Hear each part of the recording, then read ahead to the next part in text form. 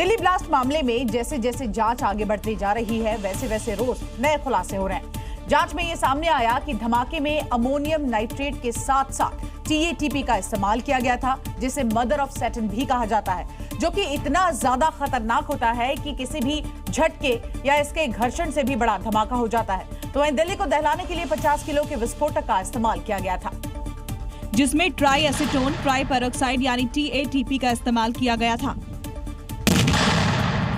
जिसकी मदद से विस्फोटक और ज्यादा शक्तिशाली हो गया। इसका असर 50 मीटर नीचे तक महसूस किया गया, जबकि इसके टुकड़े 50 मीटर के दायरे में फैल गए थे। कार में मिले एक बड़े बैग से पता चला कि बम का आकार काफी बड़ा था। 40 से 50 किलो के विस्फोटक में ट्राई एसीटोन ट्राई पेरोक्साइड यानी TATP मिलाया गया था।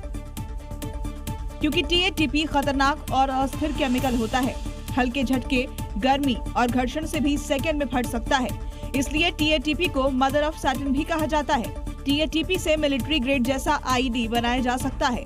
ट्राई एसीटोन ट्राई पेरोक्साइड यानी TATP आसानी से मिल जाता है। धमाके में अमोनियम नाइट्रेट और TATP का इस्तेमाल किया गया था, क्योंकि मौके पर कोई छर्रे या गोलियां नहीं मिली थी, मतलब धमाके के लिए केमिकल बम का इस्तेमाल किया गया। आतंकी उमर जो बम बनाने में एक्सपर्ट था, उसने अपने घर पर लैब बना रखी थी। पाकिस्तान में बैठे हैंडलर फैजल, हाशिम और आशा से टेलीग्राफ के जरिए वो लगातार कांटेक्ट करता रहा। आदिल मुजम्मिल में उमर ही बम बनाने में सबसे ज्यादा माहिर था और इसीलिए उसके ही जिम्मे बम बनाने का पूरा काम था। इसलिए दिन में यूनिवर्सिटी में रहने के बाद रात में वो बम को लेकर लगातार एक्सपेरिमेंट करता था। अल-फलाह यूनिवर्सिटी से चंद कदम की दूरी पर स्थित ये वही घर है जहां आतंकी उमर रात के अंधेरे में कई एक्सपेरिमेंट करता था, जिसमें बम बनाना सबसे अहम था। जी मीडिया की टीम उसी घर पहुंची। ये बिजली यहाँ की आए, जहाँ यहाँ छुपाना हो कुछ तो ना आए, तो यहाँ से कुछ दिखाई न दे, कोई लाइट न जले, और जब वो चाहें बिजली का कनेक्शन ले लें। ये उसके लिए तार जोड़ना खोलना ये उसका काम था। उमर को बम टेस्टिंग के लिए ऐसी जगह की तलाश थी जहां ज्यादा चहल पहल ना हो, और इसीलिए उसने ये ठिकाना चुना, क्योंकि यहाँ आसपास ना ज्यादा बसावट है ना ही घर। ये भी प्लॉट खाली है, ये सामने आप देखेंगे, इधर दिखाइए दीपक, ये भी प्लॉट खाली है। तो यहाँ उसको बहुत ही सेफ सिक्योर डेन मिल गया। दावा है कि उमर एक्सपेरिमेंट के दौरान पाकिस्तान में बैठे हैंडलरों के संपर्क में रहता था और हर अपडेट उन तक पहुंचा था। आसपास के लोगों के मुताबिक सुबह होने से पहले ही वो घरार से निकल जाता था। छोटे छोटे बॉटल्स टाइप कुछ पड़ा है यहाँ, ये आप देखिए, ये सारी चीज़ें। अब इसको छेड़ना ठीक नहीं, क्योंकि ये एक एग्जामिनेशन का जो है वो हिस्सा है।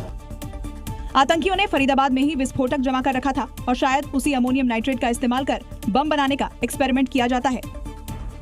और देखिए, आतंकी मुजम्मिल की गिरफ्तारी के बाद प्लान फेल होता देख पाकिस्तानी हैंडलर ने प्लान बी एग्जीक्यूट किया था। हैंडलर ने आतंकी उमर को मेवात भेजा था ताकि प्लान में कोई भी गड़बड़ी यहां पर ना हो, और मेवात में अपने स्लीपर सेल को मदद के लिए एक्टिव किया। इसके बाद खुलासा हुआ कि आतंकी उमर 10 दिन हरियाणा के नूह में भी रहा। जांच में उमर के 10 दिन नूह में रहने वाली मिस्ट्री सुलझाने की कोशिश है, लेकिन एजेंसियों को नूह का एक CCTV हाथ लगा है, जिसमें उमर पैसे निकालने के लिए ATM पहुंचा था। ATM में कैश नहीं होने की वजह से वो दूसरे ATM गया था। इस दौरान उसने ATM गार्ड को किसी दूसरे ATM से पैसे निकलवाने पर पैसों का लालच दिया था। CCTV दिल्ली ब्लास्ट से करीब 1 महीने पहले का है। आतंकी उमर ने अपना ठिकाना नूह की हिदायत कॉलोनी को बनाया था। किराए पर मकान लेकर करीब 10 दिन तक वो नूह में ही रहा। घर अल-फलाह यूनिवर्सिटी के इलेक्ट्रीशियन शोएब की सालिका है। हालांकि शोएब पहले से ही पुलिस की गिरफ्त में है। देखिए, मैं दिखाना चाहूंगा कि ये वो मकान है जिसमें आगे इसमें 5 कमरे बने हैं, ऊपर छत है जहां पर बैठकर वो चैट किया करता था और इसमें जाकर वो रहता था। तो ये यहाँ से, और जो पड़ोसी हैं, जो चश्मदीद हैं, जिनसे इस घर की छत सटी हुई है, उन्होंने बताया कि वो रात भर 1-1 बजे तक मोबाइल देखता था। एक तरफ दिल्ली पुलिस ने नूह में डेरा डाला हुआ है, तो दूसरी तरफ STF ने भी दबिश दी है। न सिर्फ पूरे इलाके की जांच की गई है, बल्कि आसपास के लोगों से पूछताछ भी की है। और देखिए, दिल्ली ब्लास्ट में केंद्र में अब फरीदाबाद की अल-फलाह यूनिवर्सिटी है, क्योंकि अब ब्लास्ट में इस्तेमाल i20 कार का एक और CCTV फुटेज सामने आया है, जो कि कार के यूनिवर्सिटी में एंट्री और एग्जिट का है। तो सवाल है कि क्या यूनिवर्सिटी में ही कार को फिदायीन कार बनाया गया? क्योंकि आतंकी उमर ने जिस I-20 कार से दिल्ली को दहलाया, वही कार यूनिवर्सिटी में दिखाई दी। 29 अक्टूबर को कार देर रात अल फलाह यूनिवर्सिटी में एंट्री लेती हुई दिख रही है और फिर 30 अक्टूबर को दोपहर 2:45 बजे के करीब बाहर निकली है। अब सवाल है कि इन 12 से 14 घंटों के बीच आतंकी उमर ने क्या किया? क्या उमर ने इन घंटों में कार को ब्लास्ट के लिए तैयार किया था? क्या 10 दिन इसी यूनिवर्सिटी के अंदर ये गाड़ी खड़ी हुई थी? क्या इस गाड़ी को पूरी तरह से तैयार कराया जा रहा था कि ब्लास्ट के लिए इसी गाड़ी का प्रयोग हो? और ये तमाम ऐसे सवाल हैं जो अब जांच एजेंसी खंगाल रही हैं। वो असल यहाँ पर पहुँचे हैं। पुलिस और सुरक्षा एजेंसियां कई सवालों के जवाब खोजने की कोशिश में लगी है। खुलासा तो ये भी हुआ है कि उमर का नूह कनेक्शन भी है। जांच एजेंसियां उमर, मुजम्मिल, शाहीन को लेकर नूह के एंगल पर भी जांच कर रही हैं। यहाँ पर इस यूनिवर्सिटी के अंदर मेडिकल की पढ़ाई ना कराकर बल्कि आतंकवाद और दहशतगर्दी का पाठ पढ़ाकर लोगों को तैयार किया जा रहा था, उनका माइंड वॉश किया जा रहा था। पता लगाने की कोशिश कर रही है कि क्या आतंकियों ने नूह और यूनिवर्सिटी के आसपास ब्लास्ट की सामग्री इकट्ठा की है।